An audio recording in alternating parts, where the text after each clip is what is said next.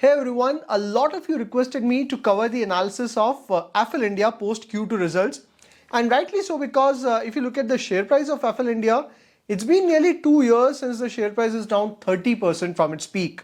From the peak of around 1500, currently it is at levels of 1000 rupee.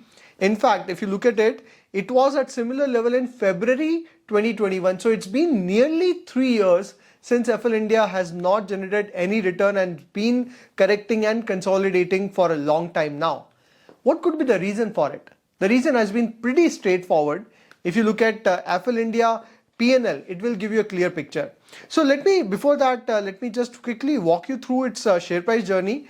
If you look at the Max, it had its IPO in around August 2019, right before the COVID period, 6 months before. So it was at levels of 168, and in no time it touched levels of around 440. So nearly 2 to 3 times jump before COVID, and of course during COVID the share fell down to around 180. But then look at the kind of journey from those levels. It generated nearly 7-8 times return over the next 2 years. So what was the reason? Very straightforward. Exponential rise in its revenue and profitability. Look at this. It was at levels of 167 crore in 2018, then grown to 249 crore, and then COVID happened from 249 to 334, and look at the exponential growth, 517 crore and in FY22 it was 1082 crore. And in fact, if you look at the net profit, it was 28 crore, growing steadily to 49 crore, then 66 crore. But look at this. From 66, it jumped to 135 crore and then 215 crore. So during COVID, when everything was in lockdown, digital economy zoomed multiple times. And because Affle India is into your digital marketing, the share, its business grew exponentially. And because of this exponential growth, obviously its share price also grew exponentially. Interestingly, what happened is during this period of 2020 to 2023, company was growing at an exponential rate. On top of this, it was a period of bull run. And due to that, look at this, from it earlier used to command a PE of around 69-70, so it always commanded a premium valuation. Its PE was around 38-40 during the IPO, then it jumped to 60-70 PE. But then from COVID lows of 36, its PE zoomed to levels of 160 plus. That was crazy valuation. And then what happened? The growth fell down because of the economy opened up, and then the global economy struggled. Because of that, its share price fell down. But then the share price did not fall down badly. It's just that since its EPS was consistently growing, but its price was not growing, so because of that, its PE fell down from levels of 163 to currently at 51.5. So almost 75% correction in its valuation. In terms of price, the correction is around 30% from its peak and around no return in last 3 years around. Right. The interesting part is that in spite of economy opened up and the slowdown in the developed market, company revenue and profitability did not fell down.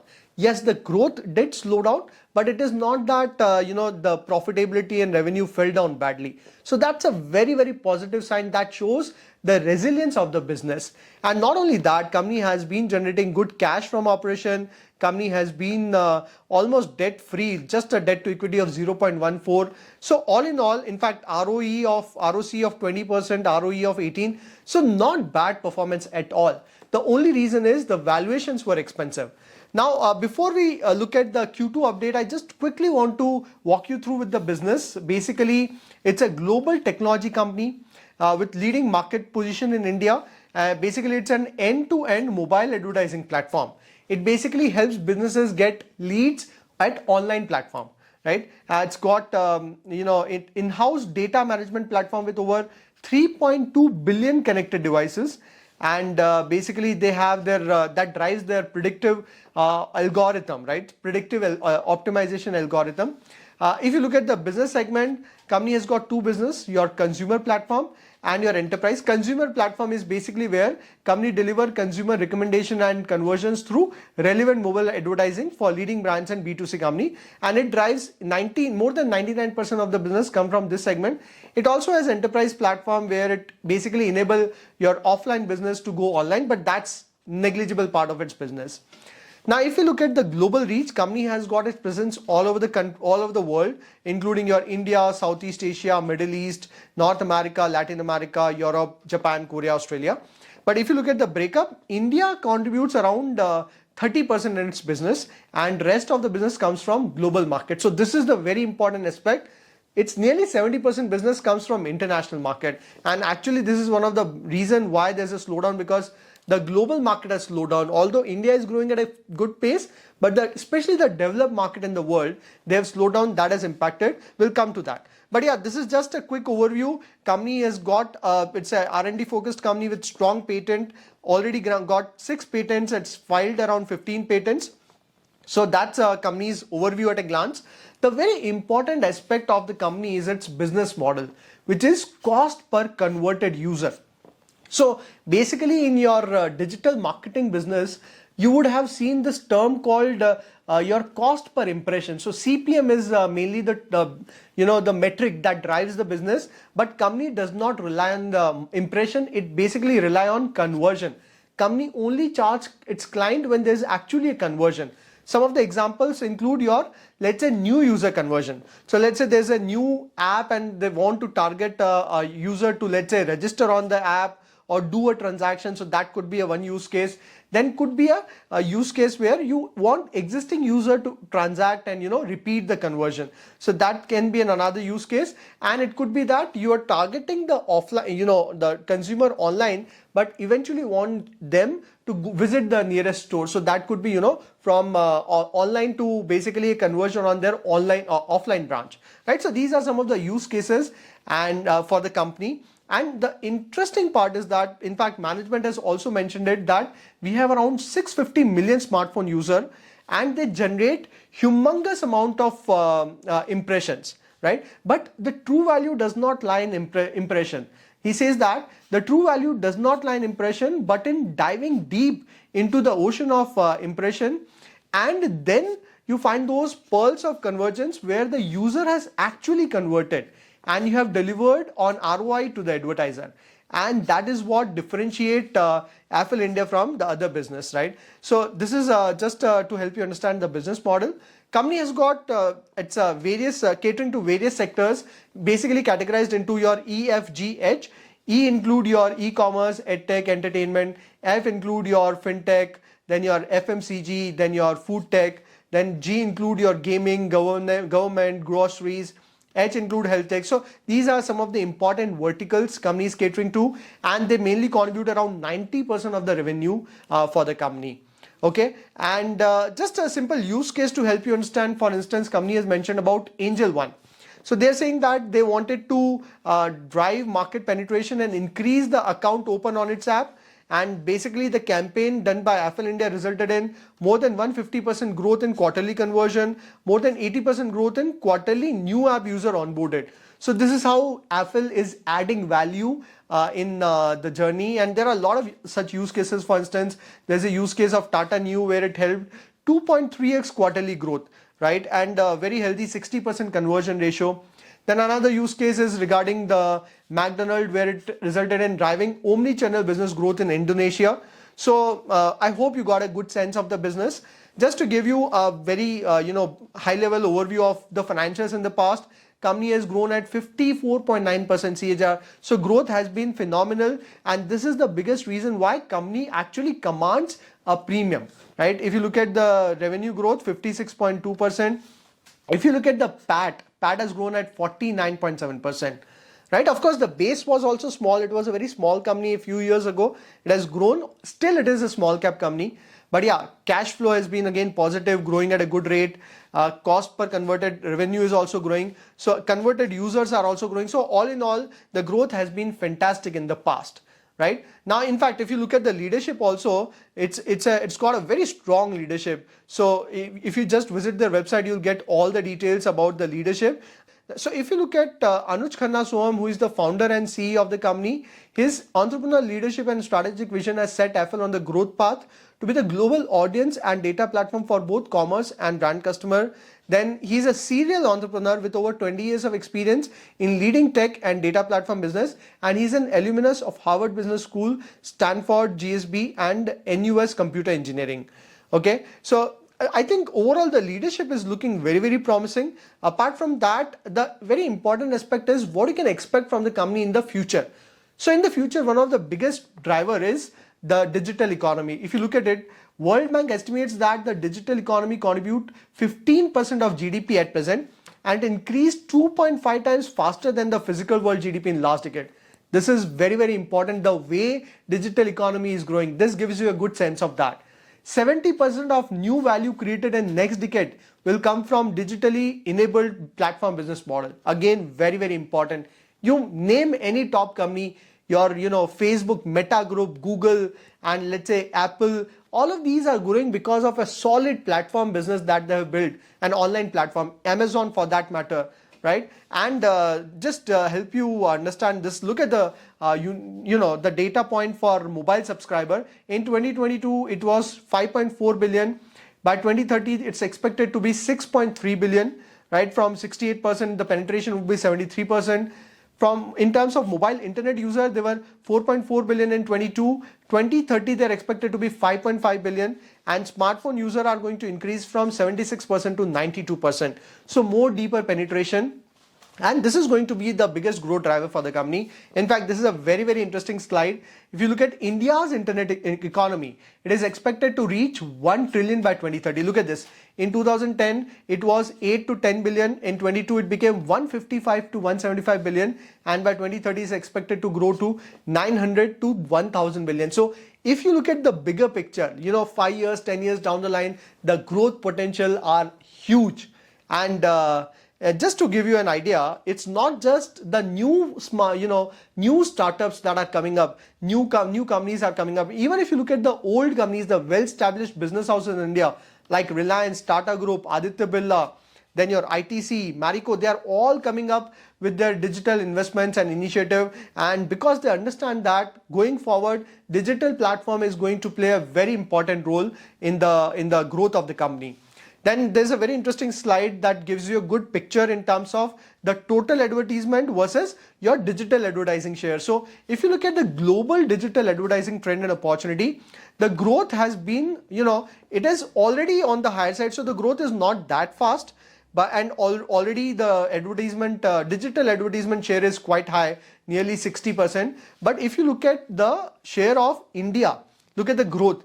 From 17%, 20, 26, 29, 35, 40, now 45. So the digital advertisement in India, the share is growing at a very fast rate, right? But it is still way below the around 60% share of digital at global level. So India is going to be a very important market for the company. Now coming back to the Q2 update. So if you look at the revenue, there's a growth of 21.6%.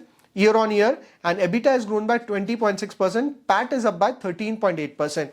So overall, if you look at the scenario in the global economy, the growth has been pretty good considering the slowdown in the market. Yes, the PAT has been on the lower side, but net revenue and EBITDA is pretty decent. It's not that bad.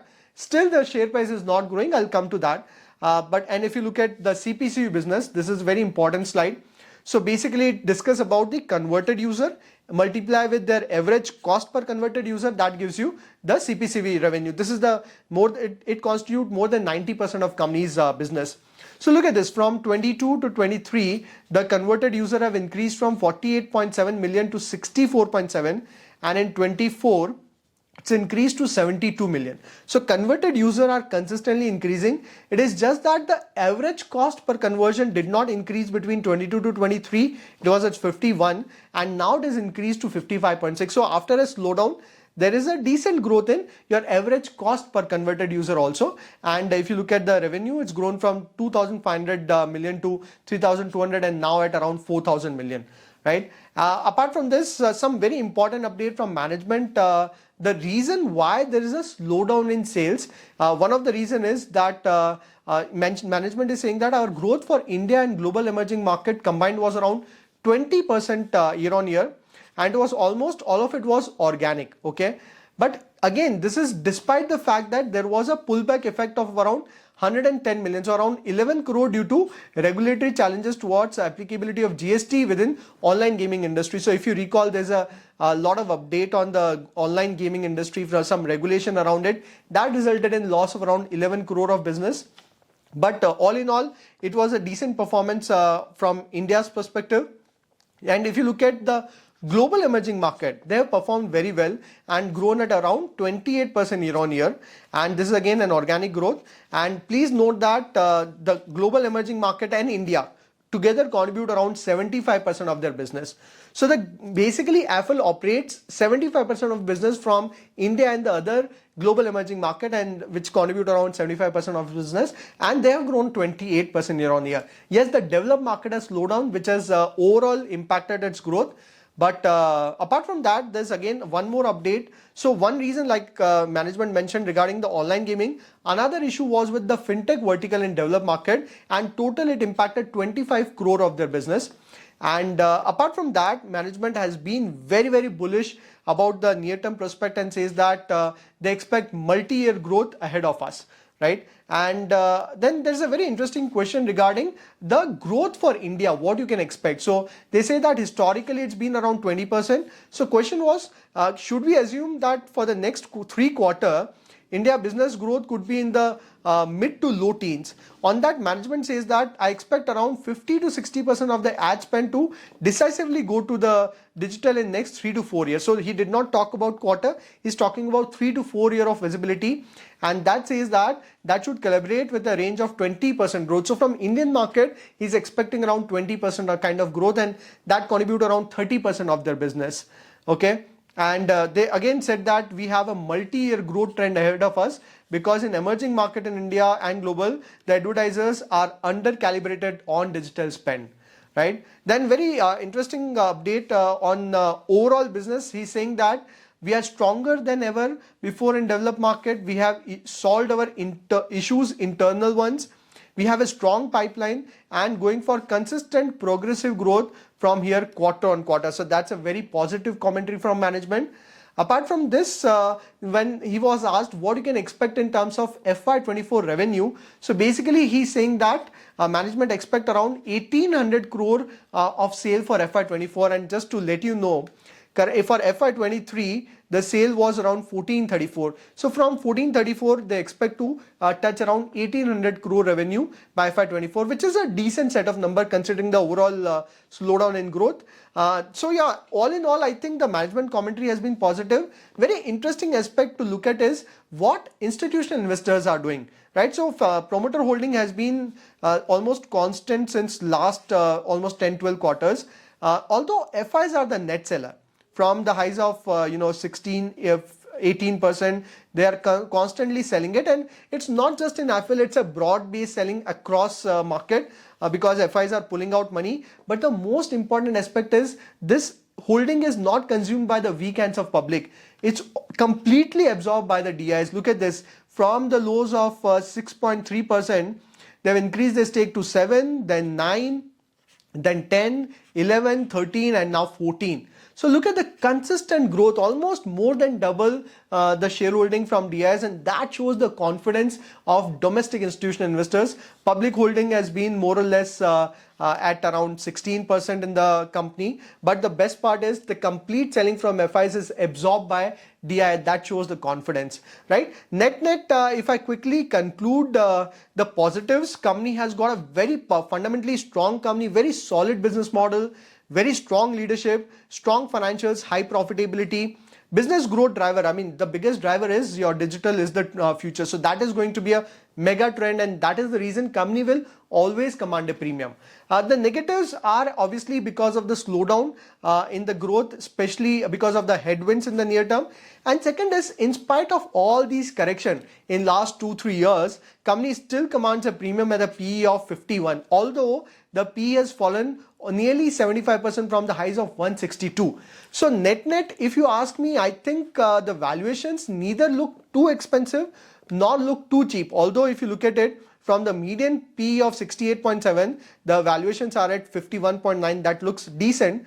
Net, I think that So what can happen is in the let's say 2 to 3 quarter, if there is again some time correction and let's say P fall to maybe around 40, 45, I think that would make it even attractive. So all in all, a lot of people think, since the share price has not grown, what you should do, should we exit? But I think that it's opportunity like this that differentiate the winner from the loser.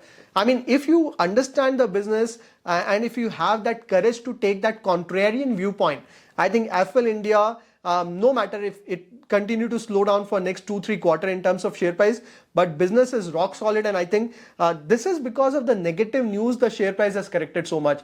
I'm sure if Affle India would be at current and at levels of 1500, everyone would be praying for the share price to fall to 1000, and now it is at 1000 level. People are doubting what to do with it. Even some people are considering to sell it. Again, I'm not here to give a buy or sell call, just to help you understand what is happening in the business. Personally, I am extremely bullish on the company. In fact, it's also part of my portfolio. And if you want to know which stocks I hold in my portfolio, you can also visit my website. So if you visit my website sahilbhadviya.in, there is if you visit the courses, there is a weekly series where I discuss a lot of investment strategy. So that's this course where I discuss a lot of strategy. I discuss my investment strategy, my portfolio, and what is happening in the economy, and I keep you updated with the latest trend. So yeah, that's pretty much it from my side. I just wanted to quickly brief you about it. I think this is the time when you need to be greedy and got to have some patience and conviction rather than being very fearful about it. So this is it for this video. I'll see you next video. Let me know which companies you want me to cover more, and I'll update it. So yeah, stay tuned for this for more update from my side. Thank you so much.